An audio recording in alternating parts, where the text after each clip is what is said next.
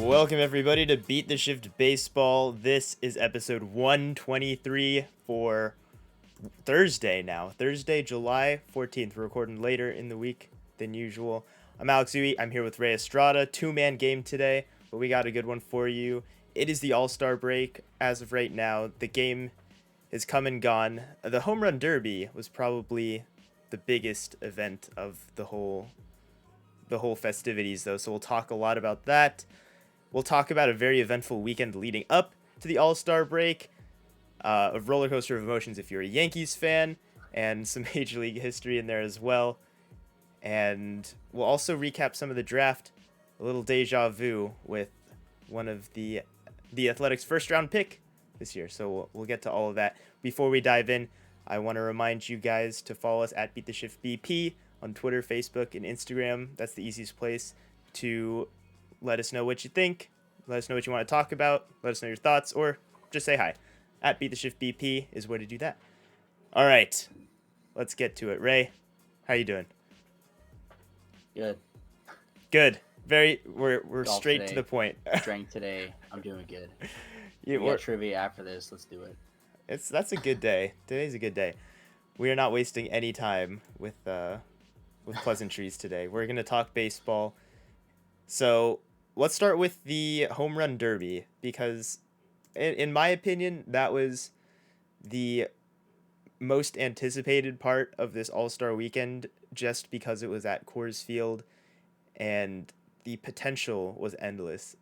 The lineup of Home Run Derby contestants, I think we talked about this in past weeks more in depth, but of course the lineup is going to feature some of the best power hitters in the game in Coors Field, no humidor, whatever kinds of baseballs we're using nowadays. The potential was limitless. Let's start with just your impressions of how it went versus your expectations. I thought it was really. I mean, every home run derby is fun. I actually kind of like this new format. It's quicker. Mm-hmm. There's no dragging out or anything like that. But I mean, Coors Field. I mean, you saw a lot of just normal fly balls that just got out. I think that was kind of fun to see. We kind of talked about this before. Like, didn't seem like there were super insane balls that you don't see during game, because a lot of guys hit like third deck and stuff at Coors and concourse at Coors every now and then. But I mean, it was fun. We still got record home run stuff with Soto's 520. The altitude definitely played an issue with fatigue. Not even we thought we were gonna see a lot of home runs, but that second round was a drag. And then you just have Alonso, who had to have an oxygen tank somewhere back there, but also he had his, how was that Mets coach just pumping in strikes to Alonso? Props to the pitchers. It was really entertaining. You had good storylines all around. I think maybe the least interesting guy going in was Salvador Perez, and he put up 28 in the first round and got beat by an absolute monster in Alonso. And so I think everything went really well. I'm disappointed Joey Gallo didn't do much of anything, but it was fun. Homer derbies are always fun, especially watching the Statcast broadcast. That is way more fun, and I don't know what to say interesting. It's just a lot nicer to watch than all the pageantry on the regular ESPN broadcast. The pageantry. I agree with you that the new format, it's not really new now, but this is the best format that I've seen of it. It's so much better than the I like that they the 10 outs thing. Wait, they went away from like having to wait for the ball to land to pitch again. It's just go. Yeah, there's pros and cons. Getting camera work on it chaos, but yeah, that's what I was gonna say. Like, you're cutting back and forth constantly if you don't let them actually land. But that part, the competitive nature of it. Even in that first round, the highlight was Ohtani versus Soto, just having getting all the way through the tiebreakers and swing offs. The suspense is more developed than in older ones, I feel like. But yeah, like you said, it felt like there were more home runs hit maybe, but nothing freakish that you'd expect in terms of distance just absolutely crushed balls. Maybe it's something about the ballpark. The stadium itself is really big. Maybe that plays a part. But I was a little underwhelmed by even the furthest looking home runs, like Juan Soto. You say hit the new furthest home run in any home run derby that's tracked this way. It didn't even register at the time that, like, oh my god, that was the furthest hit ball I've ever seen. You didn't even really notice. It was dwarfed by the size of the stadium. So a little disappointed just in that, but I'm nitpicking. I'm nitpicking. I love the home run derby too, in general. So we talked a lot of the highlights from that thing. Alonso ended up winning, like you said. He's an absolute beast and a dad bod. That story that, and you talked the storylines too. He ended up going up against Trey Mancini in the final round, and of course Mancini battled cancer all of last year and has made a very triumphant return as an all-star and having a great season this year.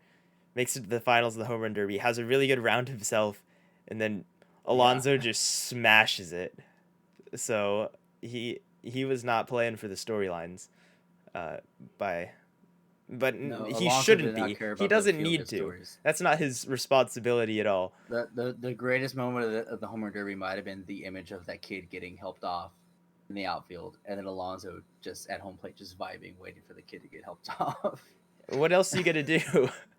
Yeah, Man was in his zone.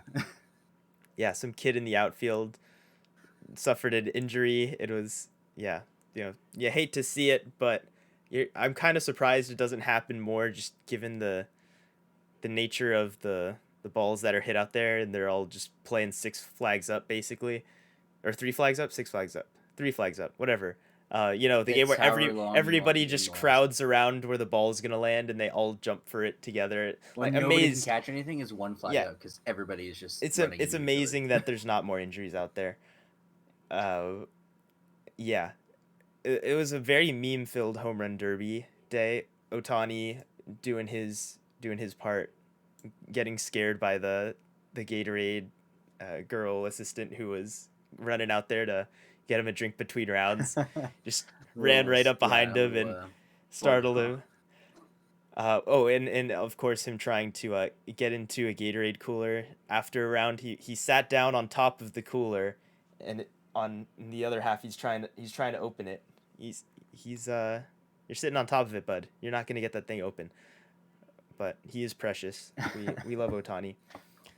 He was definitely the highlight. Insert the Dwight and Angela meme, um, to Otani and the ball girl, the Gatorade girl. Yeah, there's a lot of meme potential there, and Otani really was the whole weekend. Really, it's not the whole Yeah, All Star break, because of just his character. The kind of person he is, and on top of that, being the first person to make it as a pitcher and hitter, and how is this gonna work? There was so much talk around that. How will he perform? He did okay, other than getting eliminated in the home run derby. He put up an okay fight, by at least. having tied for the second most home runs Was it really that much after? on a tie. Well, Alonso at 35, and I think Shohei and Soto tied at 31 after the time swing off, and then Soto went on the three swings. Mhm. He hit all three home runs. Yep. Yeah, it's Yeah, but also too, like he had all the storylines coming in, and then he got an additional storyline. We don't have to talk about it that much, but that dumb Stephen A. Smith take about Shohei Ohtani not being able to be a face of baseball because he doesn't speak English that much. Um, just came in and just, I mean, outside of hitting a leadoff home run in the All Star game and winning the home run derby, kind of just stole the whole show. yeah, yeah. I would say so. The game itself, I'm gonna be honest. I didn't watch the game. I wasn't able to. I watched first two innings and had to go to dinner, so Yeah, the All Star game is never the main event of All Star weekend. Somehow, I don't mind missing Joe Buck and John Smoltz talking about baseball for 3 hours. what that part aside, you can definitely just enjoy some of the highlights and the antics. The live mics were I love listening to the hot mics that they give to players. I don't like when they do it hitting. Oh, Because like wait, in the first inning, I don't they know were if you saw, they were Bogarts interviewing. is up. Yeah, well, they did it last year too with Freddie Freeman, I think, and like he has some good. Freddie Freeman is always Oh, a right, good right, quote. right. But Yeah. they're talking to Xander Bogarts, and he's in a 2-2 count, 2 outs in the top of the first against Scherzer, and Scherzer like is getting the sign, and like Joe Buck's like, oh, what do you think is coming? He's like, oh, fastball, and like Scherzer's in his windup, and he just throws a changeup and strikes him out. It's like, why are like you can tell Bogarts is like halfway into whatever Buck and Smoltz are saying.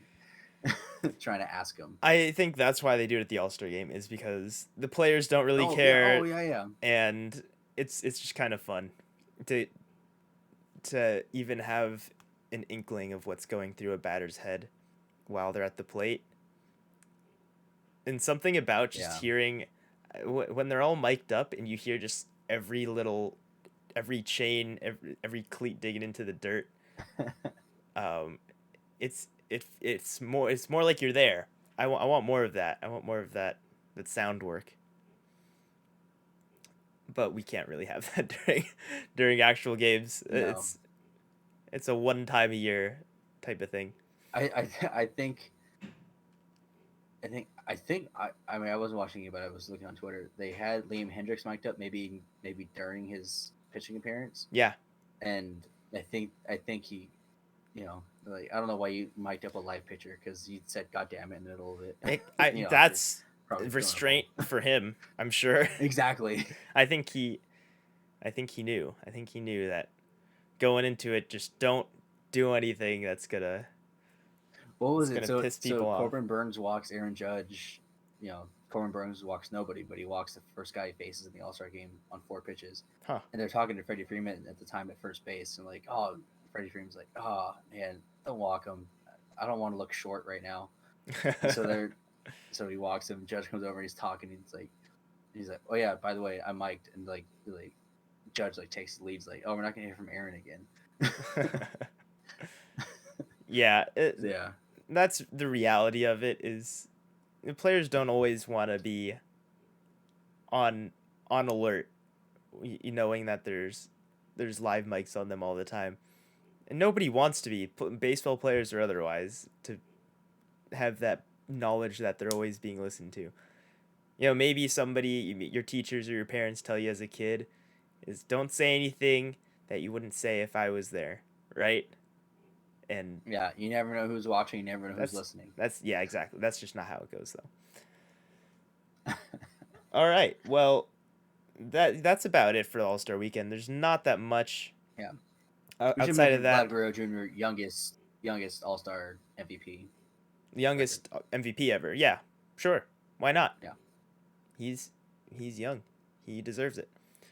I think Tatis was mic'd up during that one too, right? During the home run. Yeah, he was but off the back of the whole controversy about who can be a face of baseball, you had Shohei Ohtani, winning pitcher, Liam Hendricks, Australian save, and Vlad Guerrero, Dominican national, born in Canada, MVP. It's pretty sick. That is pretty cool. All right, let's switch gears from the All-Star game. I don't think nobody wants to hear about TikTokers that played in the celebrity All-Star game. I don't think there was any major highlights from that. JoJo Siwa can swing. That's all I took from it. There you go. I guess there were takeaways.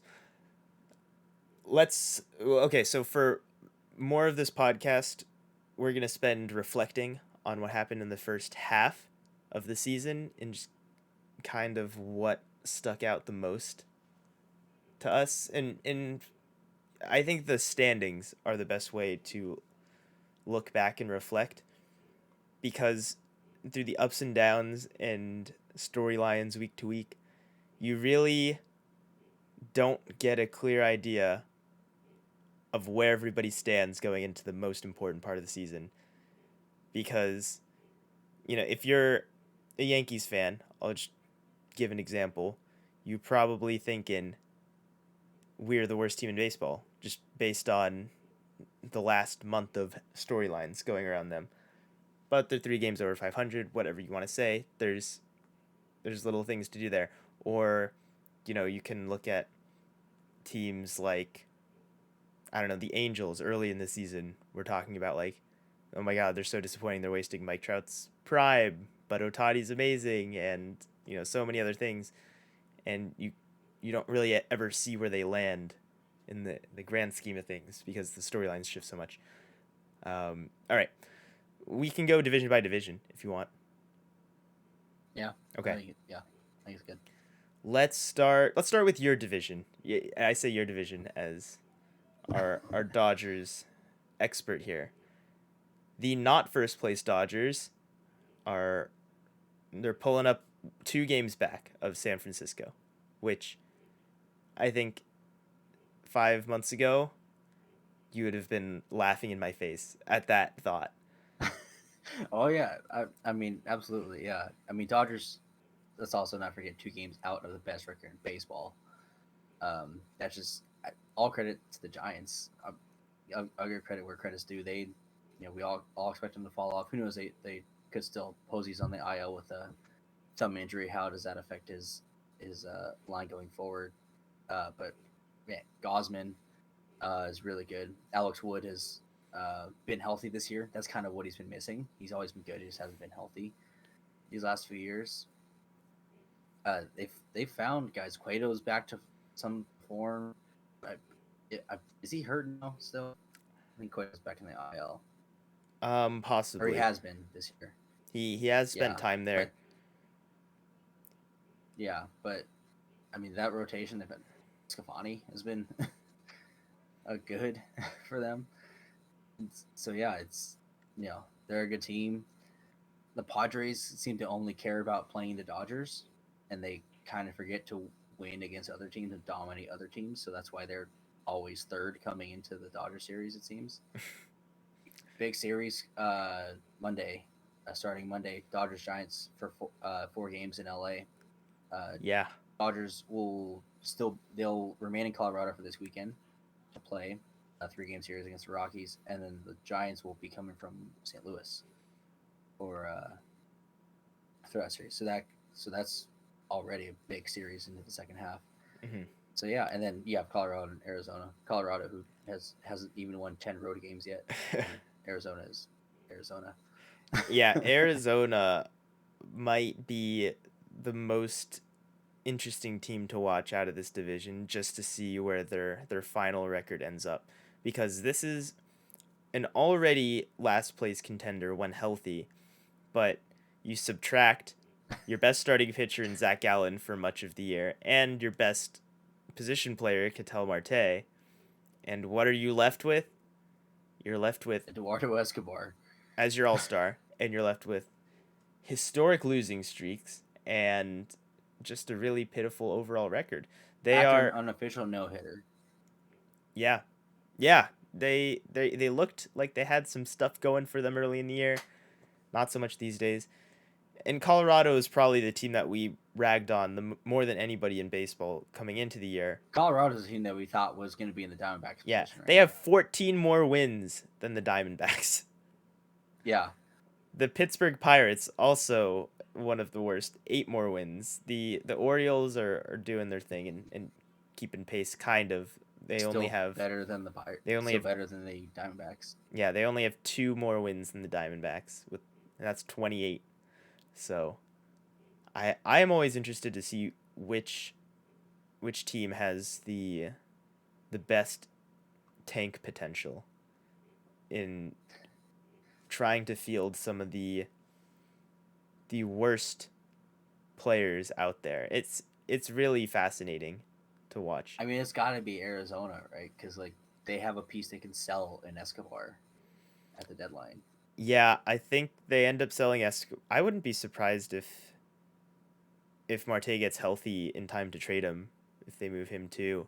That would not be surprising either. Yeah. Move anybody that they can. And of course, Trevor Story. We'll talk trade deadline stuff in a future podcast. We'll table that until then. Yeah. How about that? So that's the West.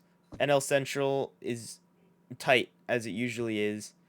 The Brewers are leading the pack there, which is interesting. I did not think the Brewers are going to get this hot. You knew they had good pitching. I mean, I don't think anybody predicted Burns is going to be what Burns is, Mm-hmm. and Woodruff is still Woodruff, and Freddie Peralta has been really good for them. I mean, 3 All-Star pitchers and Josh Hader, and yeah, they went on that 11-game win streak, Mm-hmm. and the Cubs sucked after no hitting the Dodgers, so just stranglehold on that division. It's only 4 games now over Cincinnati, which is surprising, but that is such a volatile division. Mm-hmm. That's the other 2 NL divisions. I mean, even the West with the top 3 teams is going to be fun to watch, but the other 2 divisions, all 5 teams could get hot outside of maybe the Pirates. Yeah, 100%. The Brewers doing all of this their without MVP caliber Yelich. His OPS is somewhere around 750, I think. He's getting on base okay, but he's not hitting for any power.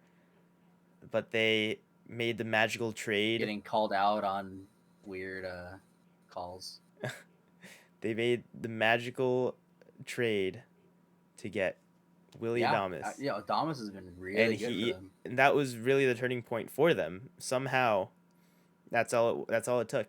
One of the more interesting. Somehow they got an Orlando Arcia clone and got better.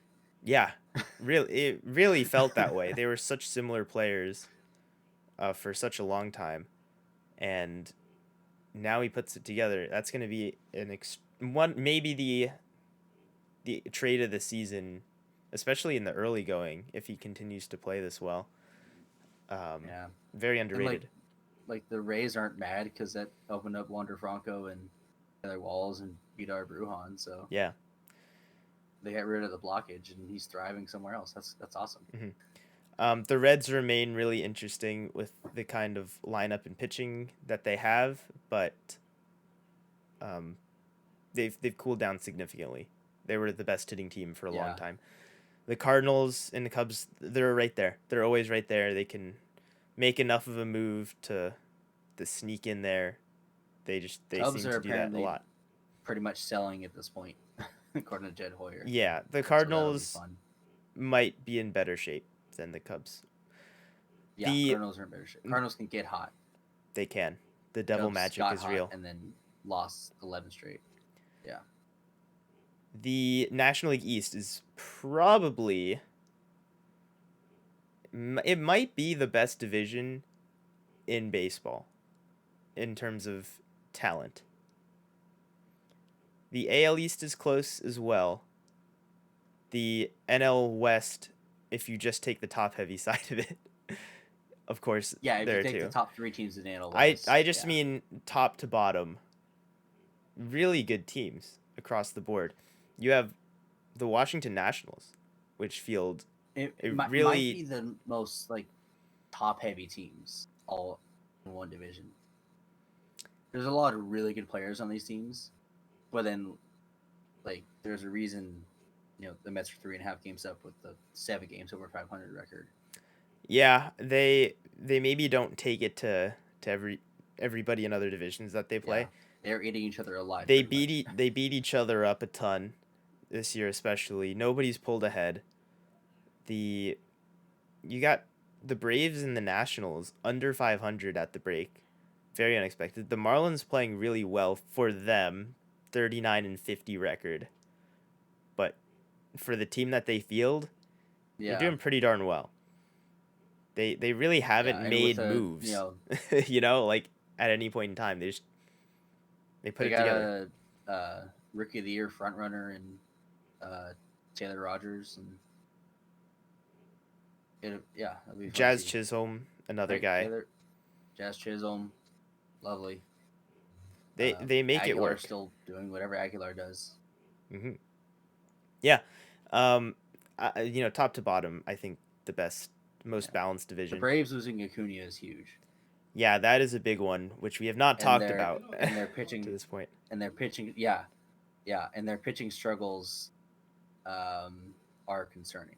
They're not going to get Soroka back because he retore his not ACL, Achilles. Mm-hmm. But he had already had setbacks. Fried is whatever this year. Ian Anderson's doing good, but I mean Morton's not what they thought they were going to get. Mm. And yeah, that pitching depth, which worked well in the playoffs when it was about 3.5, 4 deep, does not sustain 162 games Yeah, this year is going to be. with an underperforming lineup. There's a chance that they sell some pieces this year, for real. Yeah, And I think Acuna getting injured really makes that an easy decision, or an easier decision, sitting one game under 500 at this point. I I can't see it without the guy that makes everything go at this point. Because Freddie Freeman's great, but he isn't. Nobody can carry a team, even if he's a really good hitter. Marcell Ozuna and everything he's done doesn't help either. So that's the National yeah. League for you. I don't know. It's really a weird year in terms of predictions. Like National League is going to be fun to watch. I don't know if anybody could have predicted this exact outcome. No, this is the first time the Mets have been in first place at the break since 2007. I think is what I saw. That's a long time. So, and it's the Phillies that are in second, who haven't had a winning season since 2013, And still have one of the worst bullpens ever. Somehow. Yeah. Still just can't figure out that bullpen. So, American League side. We'll start in the West again. Houston is in first place. They still have a really good team, despite losing Verlander, despite not having Cole. Like they get it done. They got young pitching, and they have a really good lineup. Jose Altuve is still really good.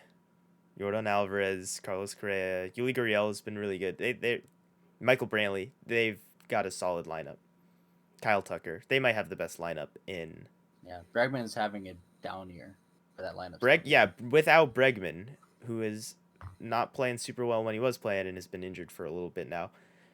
They still might just have the best lineup in the American League. It's the Blue Jays, I think, are close. The White Sox, when healthy, are close. The White Sox are really banged up right now, and they're still winning games. So kudos to them. But Eloy's on a rehab assignment, so yeah, Houston he's is alive. looking strong. The Oakland A's are always there. They're lurking 3.5 games back. I don't really have much more to say about them. What can you say? I mean, the A's are going to do what the A's do. They're going to linger. They might go on a run and win the division. They might go on a run and make the division close and then lose in a wild card game. But I mean, Seattle's sitting 5 games above 500. I think that's the most surprising team this year. Seattle might be the most surprising team. I was going to say the third and fourth place teams in this division really are the most interesting to watch, which of course means that one of them would have to leapfrog some very good teams in Oakland and or Houston to really have a shot at making the playoffs, because the AL East is not going without at least one wild card team too. So yeah, your wild cards are probably coming from your AL East and AL West runner ups. Right. And we say that, and I look at the Central, and somehow the Cleveland Indians are right in the same territory as the Angels, as the Mariners, as the Yankees, as the Blue Jays. They're right there too, somehow, yet again. I don't know how they do it. I really don't, especially this year. Like where's their production coming from? Essentially, I mean, I guess Cesar Hernandez has been good for them this year. He could be a possible seller. Again, we're not necessarily talking strict trade deadline stuff, but we've seen them move on from young pitching in Clevenger and Bauer. So those guys outside of Bieber might be on the market. It'll be interesting to see what they do. I mean, but if they're in contention for wild card spot, but that franchise is so cheap that they could sell in first place. They definitely could. Just get contracts off the book. And we have Minnesota quietly stinking it up. Probably the most disappointing team this year. Yeah. Most surprising team, the Giants in baseball. Mariners also there. Yeah. Most disappointing has to be the Twins. And then you got your Yankees, the teams that are always in there, like the Nationals maybe. But yeah, Minnesota, man, 39-50 record. Yeah. But everything that the Yankees and the Nationals are doing, you look at those teams like, okay, this makes sense. Like in a way, you could have seen this coming. The Twins, I don't know, like how does everybody turn bad at once I don't know. and just can't find a way to win games? I don't know what to tell you because they were And leaning Kenta hard Maeda's on only get a starting pitcher. Byron Buxton of all players that they had to Yeah, carry them, and then he and gets he's injured. gotten 2 big injuries. Yeah, it's a rough go for them. Not much more to say. Uh, the White Sox, like I said, have been battered by injuries, but they keep playing and keep playing well. So somehow Tony La Russa gets that team to go. The I team don't know if it's despite him or if the team at this point is probably putting out 4 or 5 players in their lineup that you've never heard of before. With Yeah. that's legitimate. Here, I'm gonna give a concrete example. go If to I their can. Sunday lineup, like the last game. Yeah, let's see. Oh, I wish this Anderson was led easier. off probably. Yup. Okay, sorry. We're taking a brief moment to do this on the fly. I cannot. That was Dates are hard. it was the 11th on Sunday. Yep. Yeah, Eloy is hurt, almost back. Grandal just got hurt. He's out 4 to 6 weeks. Adam Eaton just got DFA'd. Mm-hmm. Yeah, they're starting. So their top 3, Tim Anderson, Yohan Moncada, Jose Abreu. Brian Goodwin is their cleanup hitter. If you didn't know, he's there. Oh my God. Adam Engel, Leary Garcia, Andrew Vaughn, who's a good, top prospect type of guy. Yeah. I don't even know this guy's first name. I have to. Gavin Sheets. Gavin Sheets is their first baseman, Oh my God. and I have to look up everybody's first names here because I just don't know. Sebi Zavala. Was Tyler Mendick in that lineup? No, I think it's Danny. I think it's Danny Mendick. Danny Mendick? Okay. I don't know. I don't know. Doesn't matter. He's How basically did Nick we? Madrigal's replacement. Yeah, how did we end up here? How did we end up looking at a random? How does the White Sox team lineup? managed by a guy stuck 20 years in the past and Tony La Russa, banged up by injuries, managed to be leading the Central by 8 games? I really do not know. And But we second, tied, or I guess third in the league, the American League, in wins. Yeah. I don't know how we got here. I'm going to be honest. We kind of fell into a state of paralysis with the White Sox, but we're gonna move And past that. Yermy Mercedes fell off and he got demoted. We're gonna escape the White Sox vortex of interest here, and we're left with the AL East, which has the surprising Boston Red Sox in first place still. The Rays are right behind them. The Blue Jays and the Yankees are both really good teams, sitting in that 45 win wild card tier of madness that will be really fun to watch the rest of the season. So we can use that as an opportunity to just talk about the Yankees for a second and the weekend that they had.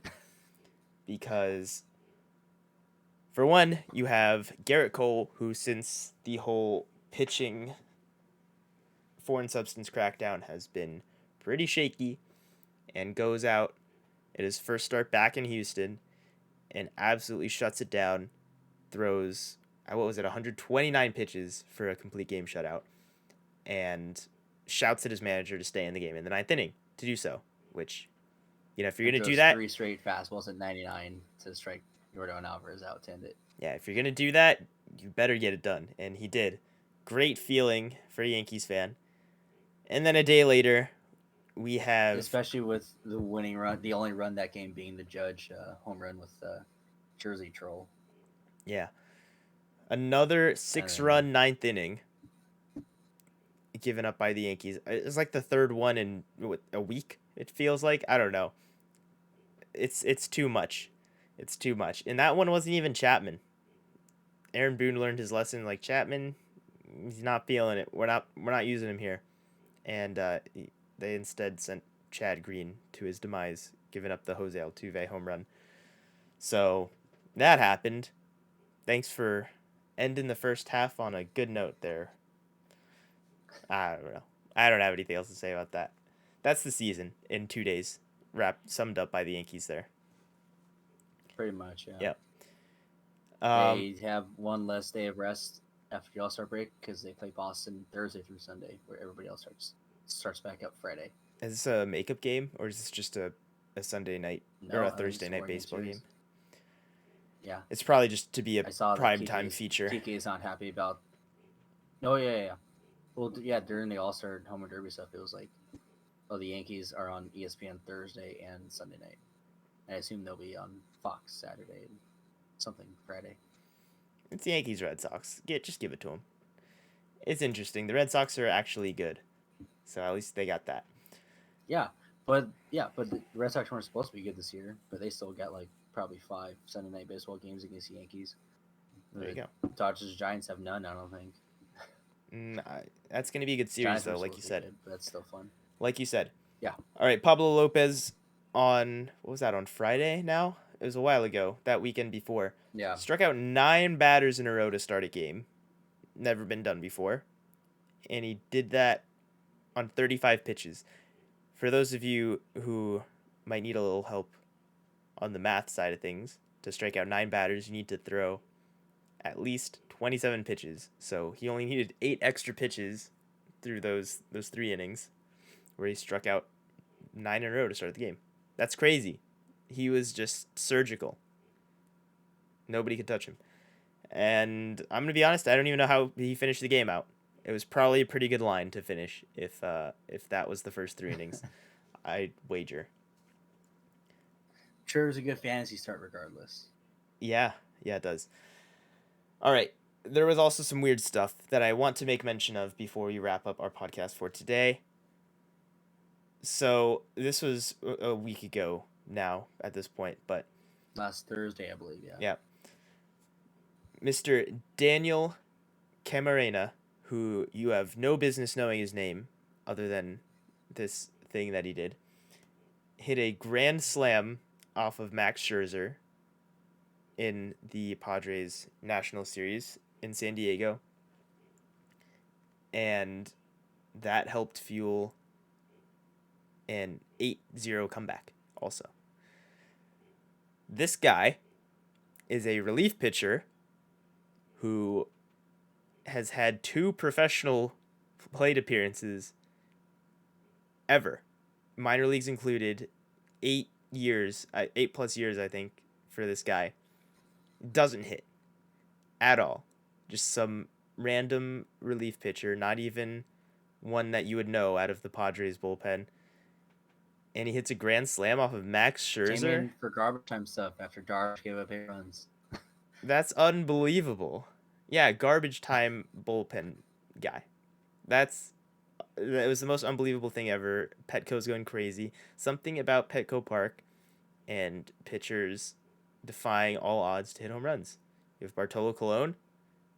And then this one, I'm going to go ahead and say it. This is even more unlikely than Bartolo Colon, if you ask me. At least Bartolo played in the majors against Major League pitching for years. Like he swings the bat. He had more. He had more chances. Actual sheer chance. Yeah, he had more. More attempts. He had more raw chances, let alone a probably better ability to hit big league pitching than this guy. Yeah, and off an old James Shields. This is off of Max Scherzer. Oh my God, I can't.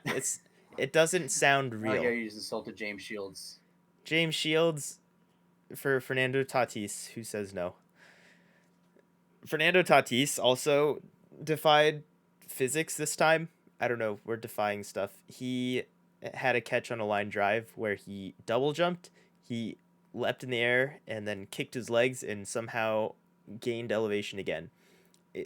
Of course, that's not how physics actually is, I don't think, but the optical illusion of the way he kicked his legs made it look exactly like like a video game double jump. It was awesome.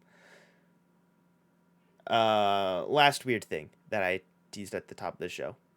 We didn't talk about the draft at all, mostly because I don't really have anything to add about the draft, and there's no impact on teams for a long time. No, and this draft was basically a bunch of, there wasn't a consistent number one this year. It was a bunch of high school shortstops, and then the kid who went number one, the catcher from Louisville, and he's going to the Pirates, so that's irrelevant.